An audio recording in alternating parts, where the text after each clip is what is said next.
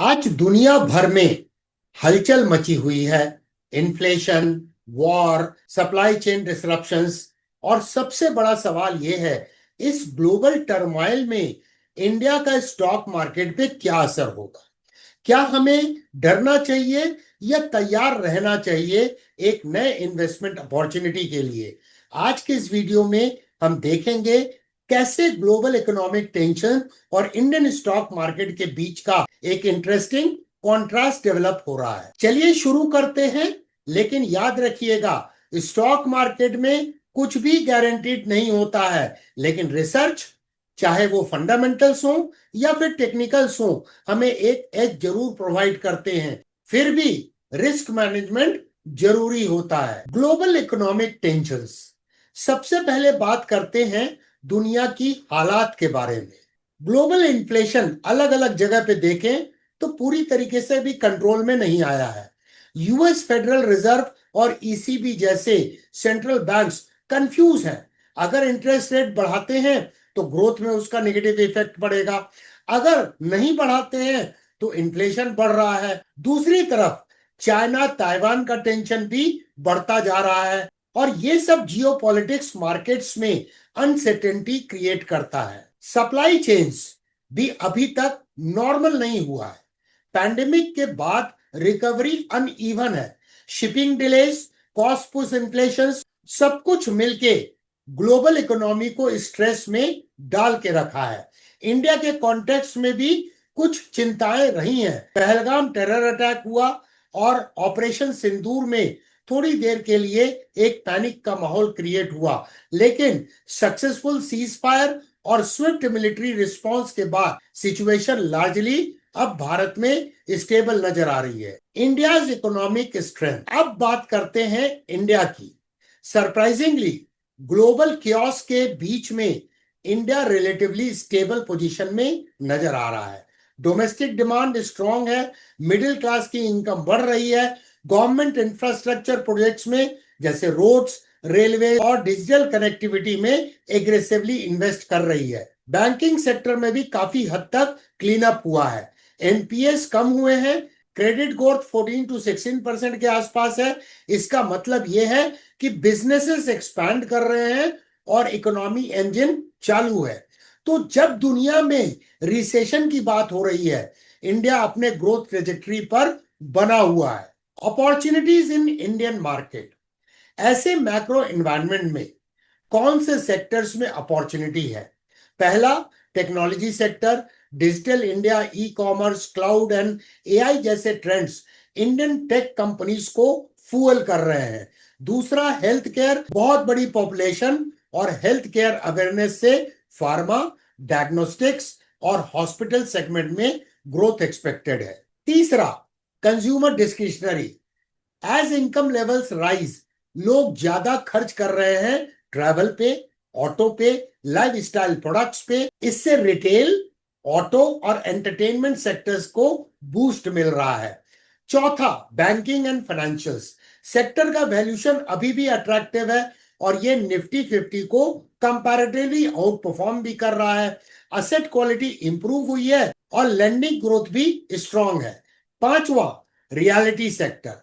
Demand revival, government का policy support और infra expansion की वजह से रियल एस्टेट स्टॉक्स में भी रिन्यूड इन्वेस्टर इंटरेस्ट देखने को मिल रहा है। नेविगेटिंग रिस्क, अब रिस्क फैक्टर्स की बात करते हैं। पहला, इन्फ्लेशन। अगर ग्लोबल प्राइसेस और बढ़ती है तो इंडिया में भी फूड और फ्यूल कॉस्ट बढ़ सकता है, क्योंकि इंडिया एक नेट इंपोर्टर है ऑयल के क्षेत्र में। दूसरा, वोलाटिलिटी। अगर foreign institutional investor inflow outflow से इंडियन मार्केट में एक असर आ सकता है। तीसरा, जियोपॉलिटिकल रिस्क। अगर यूएस, चाइना या वेस्ट एशिया में कोई बड़ा कन्फ्लिक्ट होता है तो इंडियन कंपनीज जिनका एक्सपोजर ग्लोबल मार्केट में है उन पर इंपैक्ट अवश्य हो सकता है। Strategy for long term investment, तो ऐसे समय में क्या करें। मैं एक फ्रेमवर्क हमेशा इस्तेमाल करता हूं, वैल्यू प्लस मोमेंटम। पहले फंडामेंटली साउंड बिजनेस को आप आइडेंटिफाई कीजिए, जो अंडर वैल्यूड है, जिनका प्रॉफिट ग्रोथ की विजिबिलिटी अच्छी है और जिनकी बैलेंस शीट हेल्दी हो। फिर टेक्निकल एनालिसिस के आधार पर उसकी डिटेल एनालिसिस करें, मोमेंटम को चेक करें। जब फंडामेंटल्स और प्राइस दोनों अलाइन करते हैं तब जाकर इन्वेस्टिंग का कॉन्फिडेंस और सक्सेस रेट दोनों बढ़ जाते हैं। और सबसे important, peer group comparison. Market में किसी स्टॉक में इन्वेस्ट करना मैंडेटरी नहीं होता है। जब हजारों स्टॉक्स मार्केट में ट्रेड हो रहे हैं तो हम बेस्ट क्यों नहीं चुन सकते हैं फंडामेंटल एनालिसिस और टेक्निकल एनालिसिस को कंबाइन करके।